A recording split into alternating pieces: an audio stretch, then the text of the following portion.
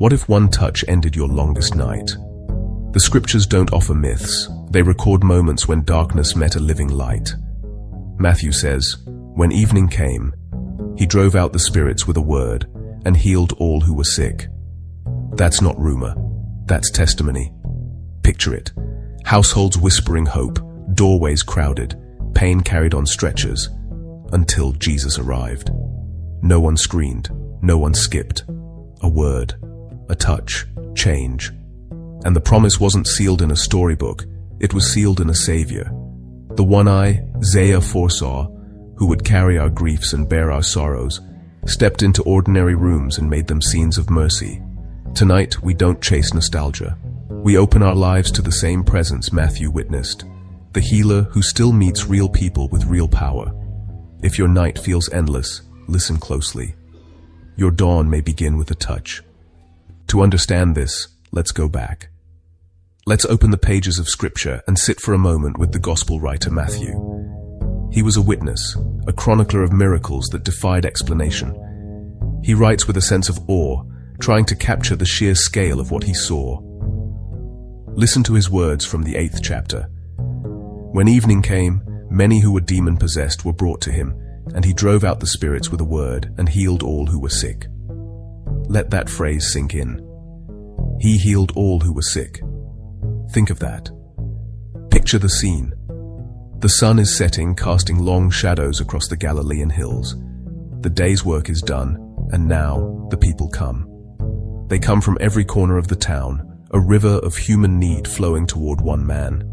They bring their loved ones, the ones with fevers, the ones who cannot walk, the ones whose minds are tormented.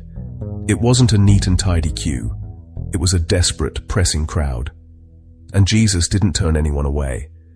Matthew makes it clear, it was not a few. It was not a select group of the most deserving or the most faithful. It was all. It was not sometimes. It wasn't dependent on his mood or the time of day. The healing wasn't a limited resource he had to ration. No, what Matthew describes is something else entirely. It is compassion in full flow, an endless, overwhelming, and unconditional torrent of mercy. Imagine a well that never runs dry, a spring that gushes forth with life-giving water for anyone who is thirsty.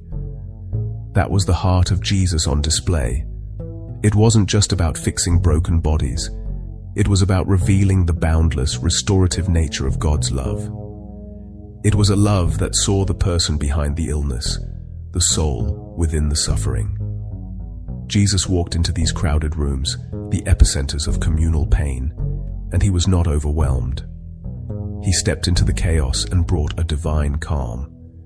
He saw the sea of faces, each with a story, each with a plea, and he met them with grace. His very presence began to change the atmosphere. And just as powerfully, he entered the quiet homes. He stepped across the thresholds into the private, hidden spaces of suffering. Think of Peter's mother-in-law, confined to her bed with a fever. There was no crowd there, no public spectacle. It was an intimate, domestic scene of sickness. And Jesus came to her, took her by the hand, and the fever left. In the loud places and the quiet ones, in the public square and the private bedroom, his presence made sickness shift to strength. The impossible became possible. Weakness gave way to wholeness.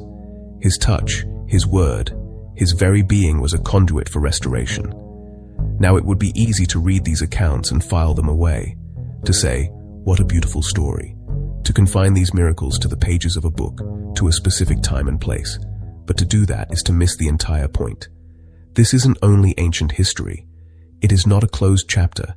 It's a promise, a living, breathing promise that echoes through the centuries and lands right here in our lives today.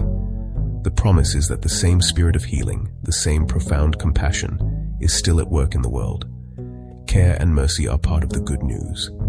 They are the gospel in action. The good news isn't just a ticket to a future heaven. It is the announcement that heaven's reality, its wholeness, its peace, its love, can break into our present reality. And how does it break in? Often through the hands and hearts of others. It breaks in through the skilled hands of a surgeon, the steady presence of a nurse on a long night shift, the wise counsel of a therapist, the simple kindness of a friend who brings a meal. In every act of selfless care, we see an echo of that same compassion that flowed from Jesus. God continues to touch the world through us. So let's just pause here. Let's take a moment to breathe. Whatever you are carrying today, just allow yourself to be present in this moment. Let the noise of the world fade for a little while. Let the music wash over you. Reflect on this idea of a healing presence, a love that meets you exactly where you are, without condition, without demand. Just be.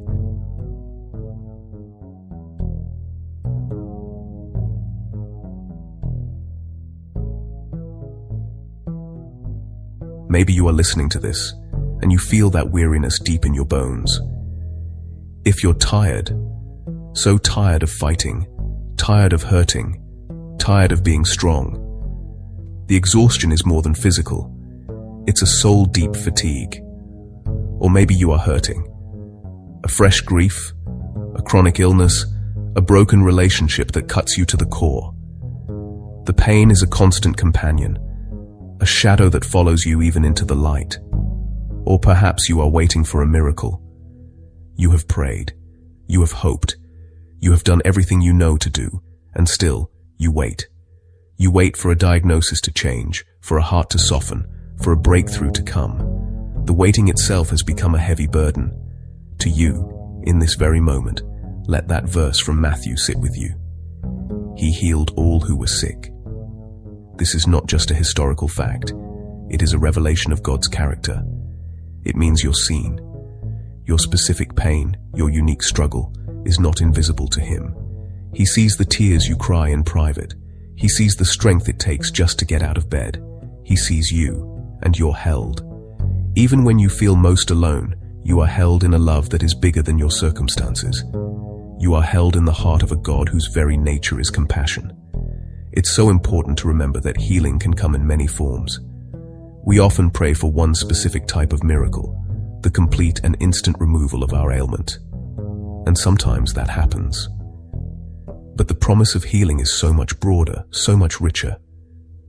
Sometimes healing comes as a touch, the physical contact that says, "I am here with you." It's the hand of a loved one, the arm of a nurse, a hug that grounds you in the present moment and reminds you that you are not alone in your body. Sometimes healing comes as a word of encouragement from a friend, a word of wisdom from a counselor, a scripture that suddenly comes alive with personal meaning, a word that reframes your perspective and gives you the strength to keep going. Sometimes healing is a warm hand, the practical help that eases your burden, the meal you didn't have to cook, the ride to the doctor's office, the person who sits with you in the waiting room. These are not small things. They are tangible expressions of love. They are God's hands at work. And so often healing comes through the steady love of community. The people who don't have the answers, but who show up anyway. The ones who listen without judgment. The ones who pray for you when you don't have the words. This collective embrace is one of the most powerful forms of healing on earth. It is the body of Christ being what it was always meant to be, a place of refuge and restoration. Let's take a moment now to invite that healing presence into our own lives through a simple prayer. You don't need any special words, just an open heart. Find a comfortable position. Close your eyes if you feel comfortable. Take a deep breath in and let it out slowly. Heavenly Father, we come before you just as we are. We bring our tired bodies, our hurting hearts, our waiting souls. We thank you for the promise we find in your word, that your nature is to heal, to restore, to make whole. For those of us who are weary, we ask for rest. A deep, soul-level rest that rejuvenates our spirit. For those of us in pain, we ask for comfort. Let us feel your presence like a warm blanket, soothing our aches and calming our fears. For those of us who are waiting, we ask for patience and for hope. Remind us that you are with us in the waiting, and that you are working in ways we cannot yet see. Lord, we open ourselves to your healing, in whatever form it may come, whether through a doctor's wisdom, a friend's kindness, or a quiet miracle in our own hearts. Help us to see your hand in our lives today. We place our trust in you. Amen. Hold on. Whatever your story, whatever your struggle, hold on to that promise. Faith meets care. Our belief in a healing God does not ask us to abandon the good gifts of medicine and community. Instead, it invites us to see all of it as part of a larger tapestry of grace. The prayer of a friend and the prescription from a doctor can both be answers to the same prayer. And hope keeps working. Hope is not a passive wish. It is an active trust that light is more powerful than darkness, that love is stronger than death, and that even in our deepest pain, God is at work, turning our despair toward the dawn.